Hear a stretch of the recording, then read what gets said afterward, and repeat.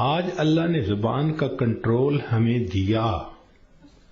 ہم چاہیں تو ایک دن میں ہزاروں دفعہ کلمہ پڑھ سکتے ہیں، لیکن جس عورت نے جیتے جاگتے کلمہ پڑھا ہی نہ،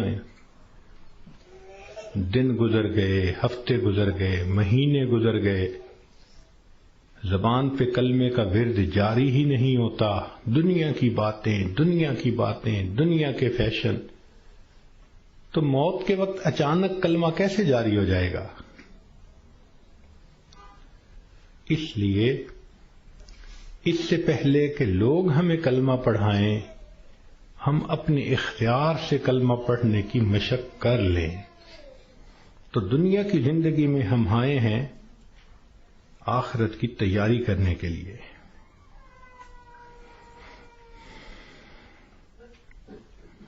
ہماری مثال ایسی ہے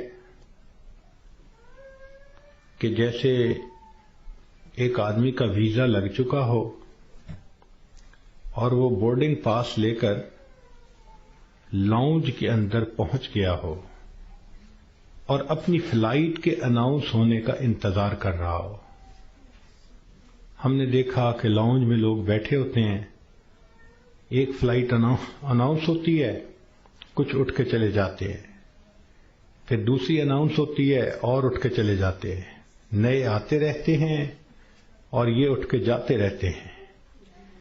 بالکل زندگی کا یہی معاملہ، نئے بچے پیدا ہوتے رہتے ہیں اور جو پہلے سے موجود ہیں وہ اس دنیا سے رخصت ہوتے رہتے ہیں. ہم سب کا موت کا ویزا لگ چکا، ہم لاؤنج میں ہیں، کب ہماری فلائٹ ہے یہ بھی ہمیں پتہ نہیں. نبی علیہ الصلوۃ والسلام نے ارشاد فرمایا، میری امت کی عمریں بین 70 و 60، 60 اور 70 کے درمیان ہوں گی. یعنی ایسا بھی ہوگا کہ کسی کی عمر 100 سال یا اس سے زیادہ، اور ایسا بھی ہوگا کہ کوئی پیدا ہوتے ہی بچہ مر جائے گا. تو جب اوسط نکالیں گے تو گراس ایوریج اس امت کی 60 سے 70 سال بنے گی. اب جن لوگوں کی زندگی ہے ہی 60 سے 70 سال، تو جو عورتیں 40 سے اوپر پہنچ گئیں وہ اپنی زندگی کے ظہر عصر کا وقت گزار رہی ہیں، اور ظہر عصر کے بعد پھر مغرب ہوتے ہوئے دیر نہیں لگا کرتی.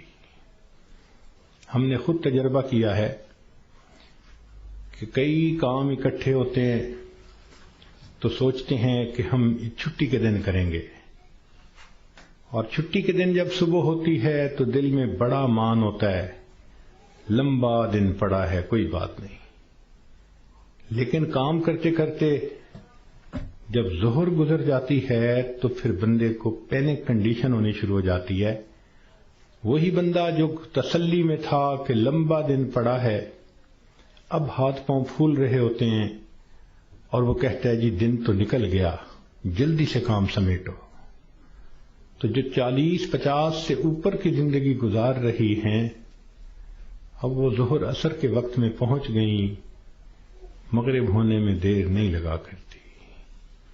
اس لیے بہتر ہے کہ ہم موت سے پہلے موت کی تیاری کر لیں. اللہ رب العزت چاہتے ہیں تو بندے کو ڈاکٹر کے قدموں میں موت دے دیتے ہیں، اور اگر چاہتے ہیں تو بندے کے نام مردوں کی فہرست سے نکلوا دیتے ہیں. ہمارے ایک ڈاکٹر صاحب دوست تھے، وہ ایک ہاسپٹل کے ڈائریکٹر تھے، بڑے تھے، 300 بیڈ کا ہاسپٹل تھا. تو کہنے لگے کہ ایک مرتبہ میرے پاس لسٹ آئی ان مریضوں کی جو فوت ہو گئے، تو روزانہ میں سائن کرتا تھا تو وہ ڈیڈ باڈیز وارثوں کے حوالے کر دی جاتی تھی. تو میں سائن کرنے لگا تو میرے ذہن میں خیال آیا کہ میں ذرا ان کے چہرے تو دیکھ لوں. کہنے لگا میں نے چہرے جو دیکھے تو ایک بوڑھا آدمی تھا. ایسی میرے ذہن میں گیا کہ کہیں اس کو فٹ کا دورہ تو نہیں پڑا. تو میں نے ٹیکا منگوایا اور انجیکشن اس کو لگا دیا. اللہ کی شان وہ اٹھ کے بیٹھ گیا. مردوں کی فہرست میں اس کا نام لکھا جا چکا ہے. اللہ تعالیٰ چاہتے ہیں تو فہرست سے نام نکلوا دیتے ہیں.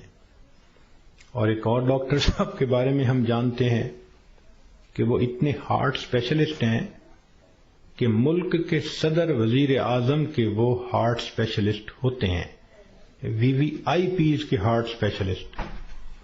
ایک نوجوان آیا اور آ کے اس نے ان سے چیک اپ کروایا. تو ڈاکٹر صاحب نے پورا چیک اپ کرنے کے بعد ان کو کہا کہ your heart is functioning as good as that of a young man, کہ تمہارا دل تو ایک نوجوان بندے کے دل کی طرح ٹھیک ٹھیک کام کر رہا ہے. اس نوجوان نے ان سے اپنی فائل پکڑی اور پیچھے مڑ کر جو قدم اٹھایا وہیں اس کو ہارٹ اٹیک ہوا اور ڈاکٹر کی آنکھوں کے سامنے اس کی جان نکل گئی. تو اللہ تعالیٰ چاہتا ہے تو ڈاکٹر کے قدموں میں جان دے دیتا، موت دے دیتا ہے، اور اللہ تعالیٰ چاہتا ہے تو مردوں کی فہرست سے بندے کا نام نکلوا دیتا ہے. اور کئی مرتبہ انسان موت سے بھاگ کے جا رہا ہوتا ہے اور حقیقت میں موت کے قریب ہو رہا ہوتا ہے. چنانچہ سلیمان علیہ السلام کا دربار ہے. ایک شخص داخل ہوا اور اس نے وہاں بیٹھے ہوئے کسی آدمی کو بڑے غور سے دیکھا. تو جس بندے کو غور سے دیکھا اس پہ بہت خوف طاری ہوا. وہ اٹھ کے سلیمان علیہ السلام کے پاس آیا. حضرت مجھ پہ بہت خوف ہے اس شخص کا جس نے مجھے غور سے دیکھا. آپ پلیز ہوا کو حکم دیں مجھے دور فلاں جزیرے کے اندر پہنچا دے. تو سلیمان علیہ السلام نے ہوا کو حکم دیا. اتنے میں آپ نے اس بندے کو بلایا جس نے گھور کے دیکھا تھا. پوچھا کہ بھئی کون ہو؟ اس نے جواب دیا جی ملک الموت. تم اسے گھور کے کیوں دیکھ رہے تھے؟ تو کہنے لگے کہ میں اس لیے اس کو غور سے دیکھ رہا تھا کہ اس کی روح تو میں نے فلاں جزیرے کے اندر نکالنی ہے اور یہ آپ کے دربار میں یہاں بیٹھا ہوا ہے. تو سلیمان علیہ السلام نے بتلایا کہ اس نے مجھ سے خود ریکویسٹ کی کہ مجھے فلاں جزیرے میں پہنچا دیں. ملک الموت نے کہا السلام علیکم، میں بھی اسی جزیرے میں جا رہا ہوں اس کی روح کو قبض کرنے کے لیے. بنی اسرائیل کے 5-6 آدمی سفر پہ 7 آدمی سفر پہ جا رہے تھے. اچانک بارش شروع ہو گئی، بجلی چمکنے لگ گئی. اتنی خوفناک بجلی چمک رہی تھی کہ ان کو یہ خیال ہوا کہ آج یہ ہم میں سے کسی نہ کسی کو لے کے جائے گی. وہ ایک غار کے اندر چھپ گئے، مگر بارش بھی نہ تھمتی تھی اور بجلی چمکنا بھی نہ رکتی تھی. تو انہوں نے فیصلہ کیا کہ بھئی ایسے کرو، ایک ایک کر کے باہر نکلو، جس کو بجلی نے جلانا ہوگا وہ جلا دے گی تو باقی تو سکون کا سفر کر سکیں گے. چنانچہ ایک نکلا، بجلی چمکی مگر اس کو جلایا نہیں، وہ واپس آ گیا. پھر دوسرا نکلا، خیریت سے واپس آ گیا. تیسرا نکلا، چوتھا نکلا، 6 نکلے اور 6 کے 6 کو بجلی نے نہیں جلایا. ایک باقی رہ گیا. سب کہنے لگے کہ تو منحوس ہے، بدبخت ہے، تیری وجہ سے یہ ساری مصیبت آئی ہوئی ہے، نکل باہر. اس نے کہا میں نہیں نکلتا. سب زور لگا رہے ہیں، کہہ رہے ہیں، لڑ رہے ہیں کہ نکل باہر، وہ کہتے نہیں نکلتا. وہ ایسا وہاں پر جمع کہ اس نے کہا جو مرضی کر لو، میں غار سے باہر نہیں نکلوں گا. تو کچھ دیر کے بعد ان کے ذہن میں خیال آیا کہ اگر یہ باہر نہیں نکلتا تو ہم تو سب ایک ایک کر کے نکل چکے، چلو ہم نکلتے ہیں اور ہم سفر پہ چلتے ہیں، یہ اندر ہی رہے۔ جیسے ہی وہ 6 کے 6 باہر نکلے، بجلی چمکی اور 6 کے 6 کو موت آ گئی۔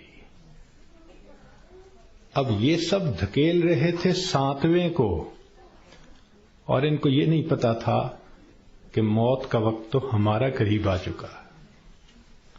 کہتے ہیں کہ 2 چور کسی گھر میں آئے چوری کرنے کی نیت سے، تو ایک بڑھیا اور بوڑھا کمرے میں سوئے ہوئے تھے۔ انہوں نے ان دونوں کو رسیوں سے باندھ دیا چارپائیوں کے ساتھ، اور دونوں کی چارپائیاں اٹھا کر صحن میں رکھ دیں، منہ پہ ٹیپ لگا دی، تاکہ ہم کمرے میں تسلی کے ساتھ سامان کو کھولیں گے اور قیمتی سامان کو لے جائیں گے۔ جیسے میاں بیوی کی چارپائیاں انہوں نے صحن میں رکھیں، یہ کمرے کے اندر گئے کہ ہم چوری کرتے ہیں، اچانک کمرے کی چھت گری اور یہ دونوں چور دب کر مر گئے۔ محلے والے آ گئے، شور ہوا تھا۔ اب وہ حیران کہ میاں بیوی تو رسیوں سے بندھے ہوئے ہیں۔ ان سے پوچھا، بھئی تمہیں باہر کس نے نکالا؟ کہا ہمیں تو پتہ نہیں، ہم تو اندر سوئے ہوئے تھے۔ ان کو کھولا گیا، جب ملبہ ہٹایا گیا تو اس کے اندر 2 چوروں کی لاشیں دبی ہوئی تھیں۔ پتہ چلا کہ چور ان کو نکال رہے تھے کہ ہم چوری کریں گے، اور ان کو یہ نہیں پتا تھا کہ ہم اپنی موت کا خود انتظام اپنے ہاتھوں سے کر رہے ہیں۔